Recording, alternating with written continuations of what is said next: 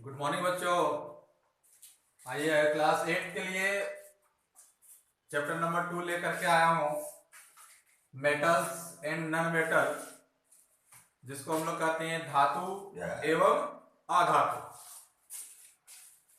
तो इस चैप्टर में धातु और अधातु के बारे में विस्तृत जानकारी आप सबों के बीच में रखेंगे। आप ध्यानपूर्वक सुने, इस वीडियो के माध्यम से देखें, समझें, मैं यह आशा रखूंगा।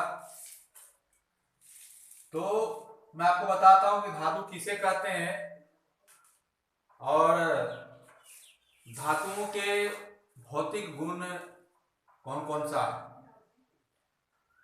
तो सिंपल सा जानिए कि धातु उसे कहते हैं जो विद्युत तथा उष्मा का सुचालक हो, पिटने पर टन की आवाज हो, जिसमें चमक हो, लचीलापन हो, इस तरह का गुण जिसमें पाया जाता है, उस ऐसे वस्तु को धातु कहते हैं, यानी मेटल कहते हैं। तो आइए मैं धातु का भौतिक गुण के आधार पर आपको जानकारी दूं। सबसे पहला क्या है? दिखावट। धातुएं जो होती हैं वो दिखावट में, देखने में क्या होते हैं? चमक होते हैं, चमकता। देखने पर उसे चमक नजर आता है, उसमें उसका रंग अलग होता है। जैसे सोना, सोना का आप रंग जानते हैं, चांदी का भी आप रंग को जानते हैं, उसका कलर को जानते हैं, लोहे के कलर को जानते हैं। तो ये क्या हुआ? उसका दिखावट है, देखने में उस तरह के वो है। दूसरा क्या है? भौतिक अवस्था। भौतिक अवस्था मीन्स कुछ धातुएं ऐसे होते हैं जो कमरे के तापमान पर पिघलते हैं। कुछ धातुएं ऐसे होते हैं जो कमरे के तापमान पर पिघलते हैं, तापक्रम पर वो पिघल जाते हैं। जैसे में, सॉरी थोड़ा सा मिस्टेक हुआ इसमें।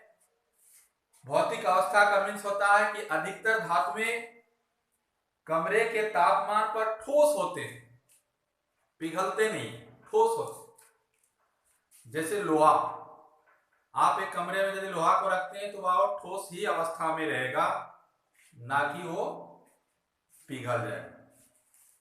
सोना, चांदी, ये सब चीजें जो है कमरे के तापमान पर ठोस ही रहता है। तीसरा क्या है? चमक। दो आपका बताया, तीसरा है आपका चमक।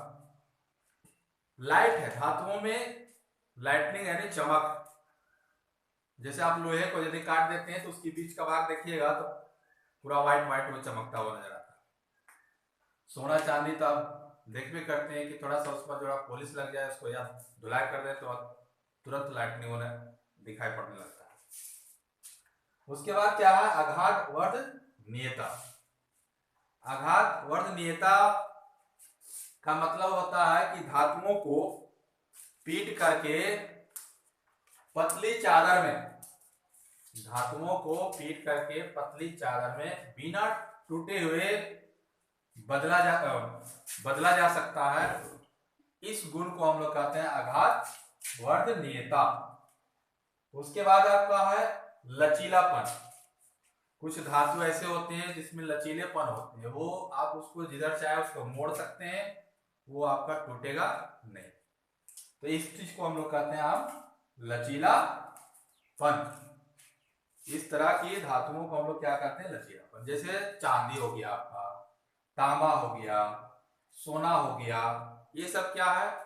ये सब धातु जो है लचीलापन है, ये जल्दी आपका टूटेगा नहीं। उसके बाद है आपका ध्वन्यात्मक। कुछ धातुएं ऐसे होते हैं जिस पर प्रहार करने पर, कुछ धातु ऐसे होती है जिस पर प्रहार करने पर, हथौड़े से मारने पर, पत्थर से मारने पर उससे आवाज निकलती है, जोर की आवाज निकलती है। इसी चीज को हम लोग कहते हैं ध्वन्यात्मक। जैसे आप देखे होंगे विद्यालय में घंटी बजती है, पीरियड लगने के लिए, पीरियड चेंज होने के लिए घंटी बजाई जाती है। तो उसे प्रहार किया जाता है, तो उससे क्या होता है कि आवाज निकलती है, तो पूरे स्कूल में ये पता चलता है कि नहीं पीरियड लगी, पीरियड बदल गई। उसके बाद क्या है, उष्मा चालकता। बहुत सारे धातु ऐसे हैं जो उष्मा का अच्छे चालक है, उष्मा उसमें पूरे में फैलता है। इसलिए घर में खाना बनाने के लिए आप देखे होंगे एल्युमिनियम का बर्तन, लोहे का कढ़ाई, ये सब का प्रयोग करते हैं खाना बनाने के लिए। क्यों? क्योंकि ये उष्मा का अच्छे चालक होते हैं, तुरंत उसका पूरे बॉडी में, उसका पूरे भाग में उष्मा चला जाता है, इसलिए इसका प्रयोग करते हैं। अंतिम आपका विद्युत सुचालकता। तो कुछ धातु ऐसे हैं जो विद्युत का सुचालक होते हैं, अच्छा चालक, जिसमें विद्युत होकर के प्रवाह हो सके, उसको कहते हैं हम लोग सुचालकता। जैसे मैं आपका हो गया तांबा, ये आपका कॉपर जो है, इसी को कहते हैं हम लोग तांबा।